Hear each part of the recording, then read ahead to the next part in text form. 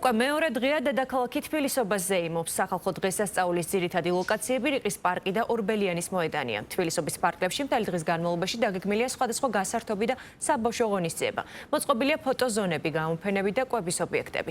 პატარებისთვის იმართება კონცერტებიც. დღის ბოლოს კი დღესასწაულის აღნიშვნა ევროპის მოედანზე საზეიმო გალა კონცერტით დასრულდება. დესი ვარდოსანიძეს ჩავრთათ ახლა ორბელიანის მოედნიდან პირდაპირ ეთერში. დესი, გისმენთ, როგორი განწყობაა ადგილზე?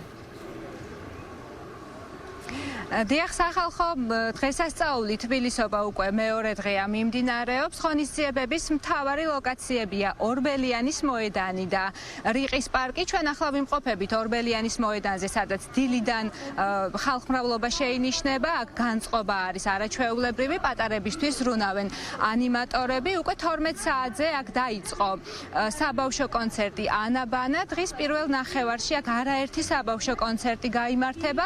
მიმდინარეობს სხვადასხვა გასართობი და შემეცნებითი აქტივობები, ასევე მოწყობილია კვებითი სივრცეები და ღვინის სტენდები, ასევე აქ არის მოწყობილი გამოფენა გაყიდვა. გილოცავთ თბილისობას პირველ რიგში. სანი სტუდიო უკვე რამდენიმე წელია აქტიურად მონაწილეობს თბილისობის კონცერტებზე და მე ვფიქრობ, რომ ბავშვებისთვის ძალიან კარგი აქტივობებია და არა მხოლოდ ბავშვებისთვის. გრძელდება შემოდგომის დღესასწაული და დღესაც ველოდებით ვიზიტორებს ორბელიანის მოედანსა და რიყის პარკში 12 საათიდან გვიან ღამემდე მრავალფეროვან პროგრამას შემოგთავაზებთ. ველოდებით ოჯახებს, რომ ოჯახის თითოეულმა წევრმა იპოვოს მისთვის საინტერესო სივრცე და აქტივობა. დღის პირველი ნახევარი იქნება დღესაც საბავშვო აქტივობები და კონცერტებით დატვირთული.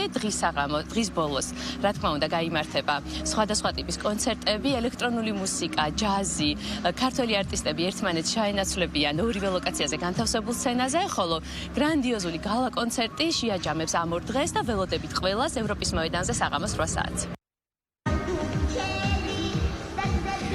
რაც შეეხება დღის მეორე ნახევარს, რიყის პარკში 18 საათზე ქართული ესტრადის კონცერტი გაიმართება, 20 საათზე კი ევროპის მოედანზე სახალხო დღესასწაული გალა კონცერტით დაგვირგვინდება.